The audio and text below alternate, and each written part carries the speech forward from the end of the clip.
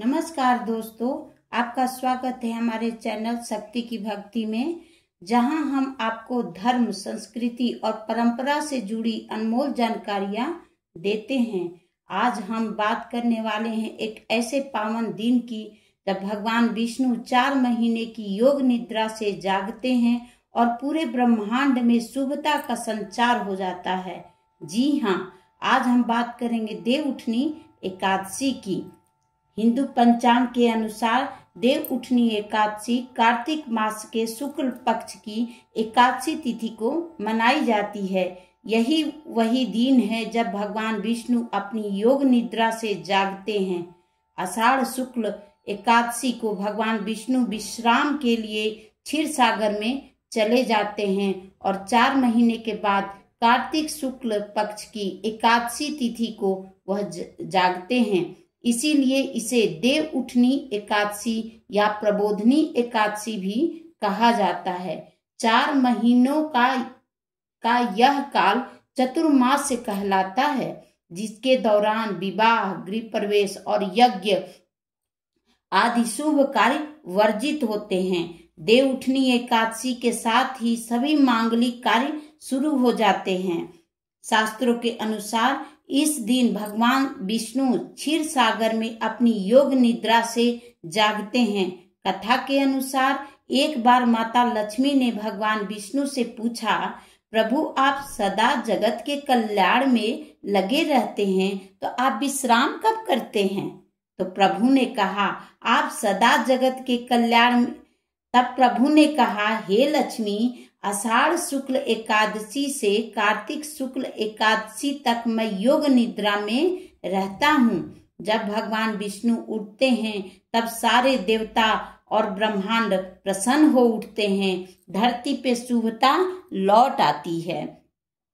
कहा जाता है कि इस दिन भगवान विष्णु ने तुलसी माता से विवाह किया था, इसलिए यह इस दिन को तुलसी विवाह के रूप में भी मनाया जाता है। तुलसी विवाह का विशेष महत्व इस दिन से जुड़ा हुआ है। कहानी के अनुसार भगवान विष्णु ने शालिग्राम रूप में अवतार लिया और तुलसी माता से विवाह किया। यह विवाह भगवान विष्णु और माता लक्ष्मी के मिलन का प्रतीक है। तुलसी विवाह के बाद से ही घरों में शुभ कार्य, विवाह और मांगलिक कार्य शुरू हो जाते हैं। जो भी व्यक्ति तुलसी विवाह करता है उसे वैसा ही पुण्य प्राप्त होता है जैसे कन्या दान करने से मिलता है। अगर किसी दंपति को कन्या नहीं है तो वह तुलसी को ही अपनी कन्या मानकर, देखिए पूरे कार्तिक महीना हम लोग ये तुलसी जी को सींचते हैं और इसीलिए सींचते हैं कि हे माँ तुलसी, हम आपको सींच रहे हैं और जब भगवान विष्णु का उठेंगे तब हम आपका उनके साथ विवाह करेंगे। तो हम उस दिन भगवान विष्णु के साथ माता तुलसी का विवाह करते हैं। देखिए अभी जो तुलसी जी हैं मैं इस साइड रखी हूँ, लेकिन ऐसे ही रखा जाएगा। भगवान विष्णु यहाँ रहेंगे और माता तुलसी यहाँ रहेंगी, ठीक है। और जब शादी होता है तो विवाह करने के पश्चात तुलसी जी को दूसरी तरफ कर दिया जाता है, क्योंकि वो गठबंधन हो जाता है, उनका विवाह हो जाता है।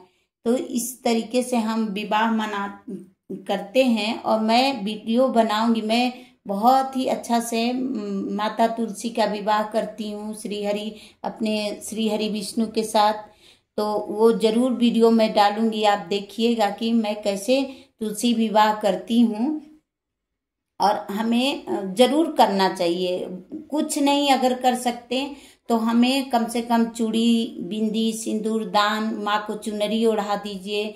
और उस दिन देखिए हम पूरे महीने हम माँ को सिंदूर नहीं लगाते हैं, लेकिन उस दिन माँ को एक दिन के लिए वो सुहागन होती हैं, तो उस दिन हम माँ को सिंदूर अर्पण करते हैं। सुहाग की सारी वस्तुएं दान करते हैं और भी दान करते हैं। जैसे मान लीजिए कि किसी को घर चाहिए तो उस दिन वो घर भी बनाते हैं कि अब अगला जन्म जो हमें मिलेगा तो उसमें पूरे घर बनाया जाता है। 4 कमरा, 5 कमरा आपको जितने कमरे का घर बनाना है, जैसा आपकी कल्पना है कि मेरे पास ऐसा घर हो, वैसा आटे से वैसा घर बनाया जाता है। और बना करके हर घर में किचन भी बनाया जाता है उसमें, और हर घर के कोने में एक जिलेबी, अन्न और पानी। किचन में जैसे पानी भी रखा जाता है, जिलेबी रखा जाता है, मिठाई रखा जाता है, अन्न रखा जाता है कि हमारा घर सुख संपत्ति से भरा रहे। और इस दिन हम पूजा कैसे करते हैं, तो इस दिन प्रातः स्नान के बाद भगवान विष्णु और माता लक्ष्मी की प्रतिमा या चित्र को स्थापित कर लेते हैं। उनके पास एक लकड़ी की चौकी पे छोटा पलंग रखें, जिस पर भगवान विष्णु के प्रतीक स्वरूप शालिग्राम हो, या आपके लड्डू गोपाल हो, या कान्हा जी हो। जैसे मेरे ये गोपाल जी हैं, ये माखन लिए हुए हैं, और मैं इनको 15-16 साल से मैं इन्हीं की पूजा करती हूँ। तो मैं भगवान श्री हरि विष्णु को भी रखती हूँ और ये भगवान को भी रखती हूँ। इन्हीं के साथ मैं इनका भगवान विष्णु के साथ माता तुलसी का हम पूजन विवाह कराते हैं। तो जिस पर भगवान विष्णु के प्रतीक स्वरूप शालिग्राम शिला रख दीजिएगा, फिर दीपक जलाइएगा, फूल चढ़ा दीजिएगा, तुलसी दल अर्पित करिएगा और ओम नमो भगवते वासुदेवाय मंत्र का जाप आप लोग जरूर करिएगा। भगवान विष्णु को जगाने के लिए देखिए उस दिन देव उठनी एकादशी है, और उसको देव उठनी एकादशी क्यों कहते हैं? और क्योंकि भगवान उस दिन उठते हैं, तो उनको उठाया कैसे जाता है?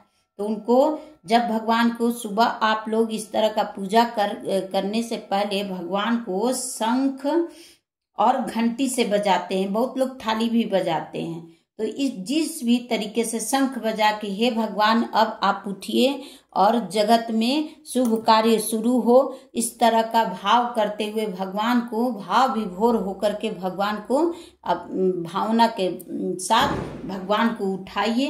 हे उठो देव, अब क्या बोलते हैं वो भी सुन लीजिए। उठो देव, जागो देव, कार्तिक शुक्ल एकादशी आई है। इस तरह से बोल के शंख बजाते हैं, थाली बजाइए, घंटी बजाइए, जिस भी तरीके से ताली बजाइए, जिस भी तरीके से भगवान को यह बोलते हुए उठाया जाता है। इसके बाद तुलसी माता की पूजा की जाती है, आरती करिए, उनको भोग लगाइए और ब्राह्मणों को भोजन कराए। और रात्रि में जागरण करना बहुत ही शुभ माना जाता है। इस दिन व्रत रखने का भी बहुत ही विशेष महत्व है।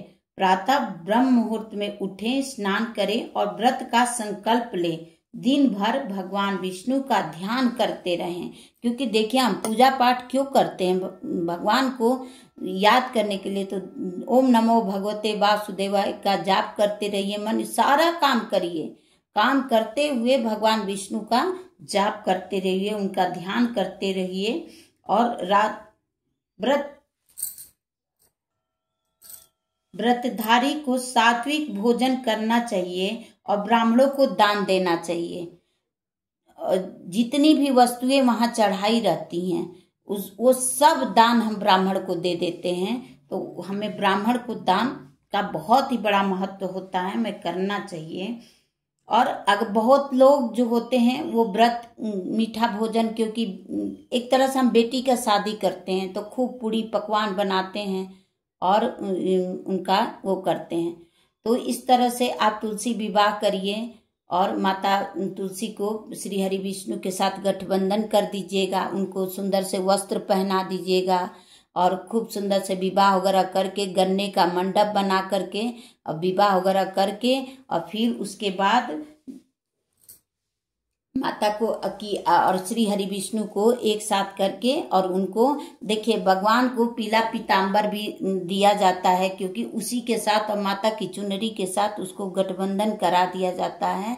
और उसमें फूल, अक्षत, सुपारी और एक सिक्का ऐसे रख के और उसको गठबंधन, एक रखिए 10 रखिए, आपके स्वेच्छा टोटली आपके ऊपर है, तो उसको गठबंधन कर दीजिए। वो ये नहीं कि पूजा पाठ शादी विवाह कर दिए उसके बाद उसको खोल दे, नहीं। फिर अगले दिन सुबह की विधि में आपको एक अलग वीडियो उसकी बनेगी। ऐसे नहीं कि अगले दिन नहीं, फिर पूरी पकवान बना करके और माता की विदाई की जाती है, वो इस वीडियो में संभव नहीं है। मैं अलग से उसके लिए वीडियो डालूंगी। तो ये तुलसी विवाह और देवउठनी एकादशी को लेकर के मैं ये वीडियो बना रही हूँ। अगर आप कहेंगे तो हम तुलसी विवाह श्री हरि विष्णु के साथ कैसे करते हैं, अगर आप कमेंट बॉक्स में लिखेंगे तो वो विधि भी मैं बताऊंगी कि कैसे किया जाता है। देवउठनी एकादशी सिर्फ धार्मिक दृष्टि से ही नहीं है बल्कि वैज्ञानिक, देखिए मैं हमेशा आपको बताती हूँ, धार्मिक बताती हूँ, उसके साथ साथ मैं वैज्ञानिक दृष्टिकोण भी जरूर बताती हूँ। दोनों पक्षों को रखते हुए कोई भी व्रत होता है तो लोग कहते हैं कि वाद विवाद कहते हैं कि ऐसे है, तो ये धार्मिक पक्ष है।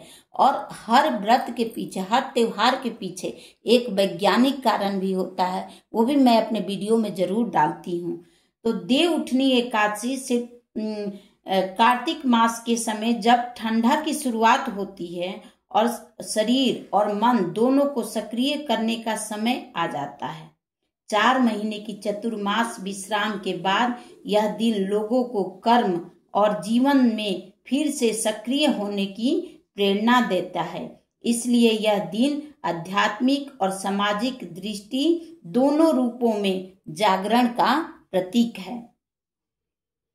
तो दोस्तों, देवउठनी एकादशी हमें यह संदेश हमें देती है कि जब भगवान जागते हैं तो हमें भी भीतर की भक्ति को और श्रद्धा कर्म को जगा देना चाहिए और भगवान को हमें प्रणाम करना चाहिए कि हे भगवान, मेरे मन के अंदर आपकी ज्योति हमेशा जलती रहे, आपके प्रति हमारा भाव ऐसे ही जगा रहे, यह कामना करिए। और भगवान विष्णु से, हे श्री हरि विष्णु, आप योग निद्रा से उठे हैं, हमारे जीवन में उजाला करिए। इस तरह से हमें भगवान को अपना भाव व्यक्त करना चाहिए। इस दिन सच्चे मन से भगवान विष्णु का स्मरण करें, माता तुलसी की पूजा करें, दान करें, जीवन में सुख समृद्धि और शांति बनी रहेगी। अगर आपको यह वीडियो की से दी हुई जानकारी आपको अच्छी लगी होगी तो इसे लाइक करिएगा, शेयर करिएगा और हमारे शक्ति भक्ति चैनल को सब्सक्राइब जरूर करिएगा। जय श्री हरि विष्णु। प्रणाम दोस्तों। थैंक यू, धन्यवाद।